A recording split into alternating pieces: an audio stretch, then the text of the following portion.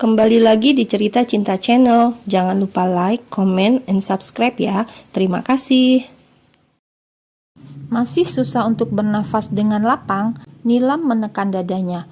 Berulang kali dia berusaha meyakinkan diri bahwa itu semua mimpi. Dugaannya, bening yang menjadi simpanan sugar daddy ternyata tak terbukti. Sahabatnya menjadi istri dari seorang pria dengan status yang resmi. Hanya saja yang salah bagi Nilam saat ini adalah kenapa harus suami Revi.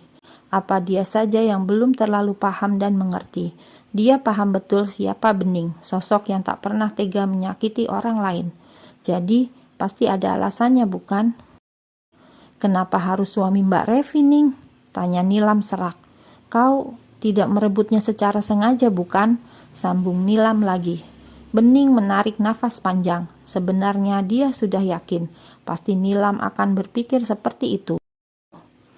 Menurutmu seperti itu, Lam? Bening malah balik bertanya. Nilam jadi menggaruk kepalanya yang tak gatal. Lalu, sebutan apa lagi yang pantas? Menurut cerita Mbak Revi, kau yang menggoda suaminya, lalu merebutnya dan akhirnya kalian menikah.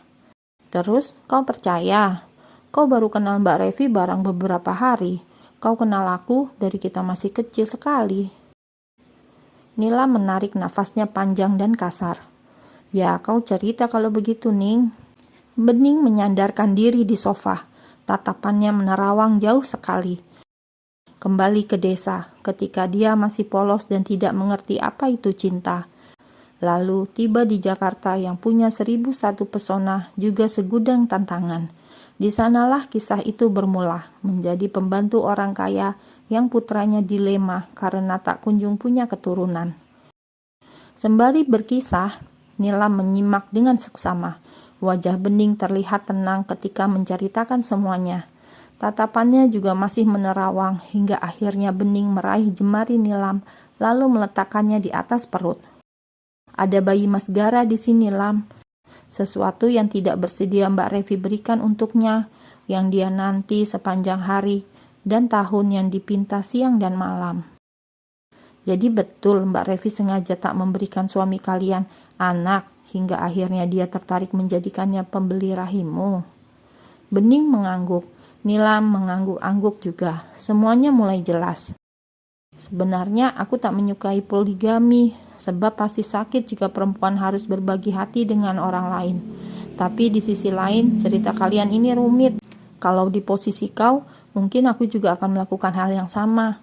Mbak Revi jelas salah karena sudah menunda kehamilannya. Apalagi Mas Gara itu ganteng banget. Kau pernah melihatnya di mana, Lam? Tanya Bening penasaran. Aku sempat tengok wallpapernya Mbak Revi. Foto dia sama suami kalian itu lagi berdua. Makanya aku syok berat lihat foto itu. Tunjuk Nilam pada foto pernikahan Bening dan Gara yang besar terpampang. Jadi, sekarang tanggapan kau mengenai aku gimana, Lam?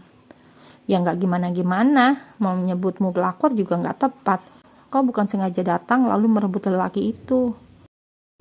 Aku lega, Lam, bisa menceritakan semuanya padamu. Memang itulah kenyataannya. Cuma gimana kalau Mbak Revi tahu kau adalah sahabatku?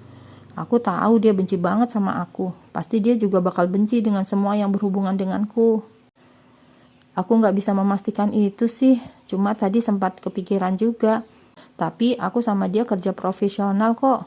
Urusan kalian bukan urusanku. Cuma ya sementara ini aku nggak bakal ngomong apapun tentang kau yang kenal baik aku. Kecuali dia tanya, ya baru aku jawab. Kalau mau dipecat juga silakan aja lah. Gampang aku balik ke kafe remang-remang, jawab Nilam santai. Bening memukul lengan sahabatnya itu gemas. Dia meraih jemari Nilam. Lam, nanti aku minta carikan kau pekerjaan ya sama Mas Gara. Sementara ini bertahanlah dulu sama Mbak Revi. Udahlah, gak usah dipikirkan. Kan aku bilang aku kerja profesional. Aku kenal kau sudah lama. Dia gak profesional banget kalau seandainya memecatku karena kita sahabatan. Bening mengangguk-angguk. Ia yakin Nilam masih Nilam yang dulu. Tidak akan pernah membencinya. Nilam sosok yang pemikir meski suka bicara tanpa belak-belakan. Ya sudah, mau masak apa kita hari ini, Lam? Tanya Bening kemudian. Apa ya yang berkuah? Enak kali ya, Ning? Aku punya bahan buat masak tom yum. Ayo kalau gitu. Keduanya beranjak menuju dapur dengan langkah riang. Mereka mulai memeriahkan dapur dengan celotehan dan kisah indah mereka ketika di desa. Sementara Nilam tidak akan menceritakan apapun kepada Revi. Dia memilih berpura-pura tidak tahu saja tentang hubungan segitiga atasannya itu dengan Bening dan suami mereka. Gagal niat Nilam cari sugar daddy melalui Bening. Lah, sugar daddy Bening ternyata suami atasannya juga. Namun, Nilam tentu saja tidak akan menodai persahabatannya dengan Bening. Mereka orang desa dan sudah sahabatan lama. Tidak lucu kalau nanti kembali ke desa dengan pura-pura tidak kenal. Nilam hanya mengerti, berarti Bening memang sudah mendapatkan jodohnya, walaupun jodohnya ternyata suami orang. Ya, biarlah saja. Nilam tak mau ambil pusing, dan Bening pun tak perlu merasa sungkan kepada Nilam. Setidaknya, Nilam tidak menudingnya pelakor, seperti teman-teman kampusnya yang mulai mencium cerita poligami di antara Bening, Revi, dan Gara.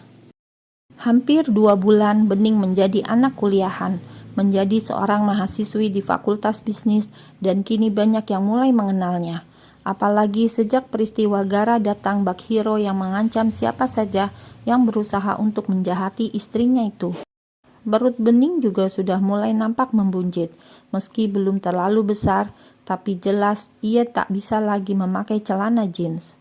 Bening memakai dress simple khas anak muda yang membuatnya semakin enak dipandang. Hubungan dengan Nilam sampai hari ini masih terjalin. Nilam pun masih bungkam tentang kedekatannya dengan Bening di depan Revi. Semata-mata tak ingin Revi murka dan membuat semua yang sedang baik-baik saja saat ini jadi rumit. Meski kerap sekali Nilam harus tahan kuping mendengar Revi mengumpat menyebut nama Bening berulang kali. Namun, meski Bening masih punya keluarga dan Nilam yang mendukung, berbeda halnya dengan orang-orang kampus yang sering menggunjing dirinya akhir-akhir ini. Duh, hasil melakori suami orang perutnya udah kelihatan gede ya. Bening menoleh sesaat, melihat mahasiswi dari fakultas lain yang kebetulan sedang berdiri di depan mading kampus berseru. Tetapi wajahnya menghadap lain seolah ia tidak membicarakan Bening. Bening diam saja. Memang pernikahan yang tersembunyi kemarin akhirnya malah membawa cerita yang berujung fitnah begini. Namun, di fakultasnya sendiri, tak ada yang berani mengusik Bening. Mereka tidak mau jadi sasaran kemarahan Gara. Bening juga berusaha untuk tetap tidak memperdulikan omongan miring orang-orang tentang dirinya. Jika diladeni, maka orang akan berpikir bahwa itu memang benar. Bening tidak merasa merebut Gara, tapi Garalah yang datang membawa penawaran, dan akhirnya malah di antara mereka tumbuh rasa cinta. Jadi, pernikahan itu bukan tentang kesepakatan lagi. Kau nampak murung hari ini, Bening. Apa ada yang mengganggumu? Tanya Gara kepada Bening setibanya Bening di dalam mobil. Bening lantas segera menoleh lalu memberikan senyum terbaik kepada suaminya itu. Hanya sedikit lelah, Mas Gara. Apa kau sakit, sayang? Gara menempelkan tangannya ke kening Bening. Memang sedikit panas. Agaknya Bening jadi sedikit stres karena isu panas yang menerpanya belakangan ini. Kau demam, kita ke dokter ya. Tanpa membantah, Bening segera mengangguk. Biarlah Gara membawanya untuk periksa, sekalian memantau perkembangan bayi mereka. Sampai di rumah sakit, Gara segera membawa Bening untuk periksa. Bagaimana istri saya, dokter? Mbak Bening ini tidak apa-apa, hanya sedikit banyak pikiran sepertinya akhir-akhir ini. Betul begitu? Bening tersenyum, lantas mengangguk cepat. Gara meraih jemari Bening lantas menggenggamnya erat. Vitaminnya ditambah saja ya, juga usahakan jangan banyak pikiran dulu, kata dokter itu ramah. Bening tersenyum lagi, lalu mengangguk. Keluar dari ruangan dokter, Bening dan Gara kembali bergandengan. Telepon Gara berdering kemudian. Telepon dari Revi. Gara mengabaikannya, membuat kedua alis Bening jadi tertaut. Kenapa tidak diangkat, Mas Gara? Tanya Bening heran. Tak penting sayang, ayo kita pulang. Bening mengangguk. Sebelum kembali, mereka mampir ke sebuah rumah makan. Gara tak mengizinkan Bening untuk memasak dulu. Bahkan setibanya di rumah, dia langsung menelpon tukang laundry untuk mengambil pakaian kotor. Gara kemudian mengupas buah lalu diberikannya kepada Bening yang menerimanya dengan senang hati. "Masam tidak?" tanya Gara saat melihat Bening mengunyah jeruk yang baru saja dia kupas dan memakannya dengan lahap. "Manis, Mas Gara, enak." Gara mengusak rambut Bening, lalu perlahan jemarinya turun ke perut Bening. Gara mengelusnya dengan lembut sekali. "Apa dia nakal?" tanya Gara sambil menunjuk bayinya yang masih bersemayam dengan nyaman di dalam perut Bening. "Tidak, dia sangat baik." "Karena mamanya juga baik," lanjut Gara. "Karena papanya memperlakukan mamanya dengan baik juga," sambung Bening. Gara tersenyum lebar. Bening selalu bisa membuatnya bahagia hanya dengan kata-kata saja. Sejenak, masalah di kampus mulai bisa Bening lupakan. Namun keesokan harinya, saat Bening baru saja menjejakkan kakinya di kampus, ia melihat banyak mata memandangnya. Bening merasa tak enak, dan ketika ia telah melewati papan pengumuman, ia melihat fotonya terpampang dengan artikel yang sudah ditempel berisi berita bahwa Bening telah menjadi seorang pelakor. Siapa yang menempelnya? Bening tetap berusaha tenang. Ia mencabut satu persatu kertas itu, lalu membuangnya. Bening menghindari tatapan menghakimi. Ternyata suaminya yang tampan itu adalah suami Revi Sela Aryani ya. Dia kan model dan artis yang lagi naik daun. Duh, bisa-bisanya gadis sepolos dia jadi pelakor. Iya, pasti demi hidup enak. Kasihan sekali dengan Revi.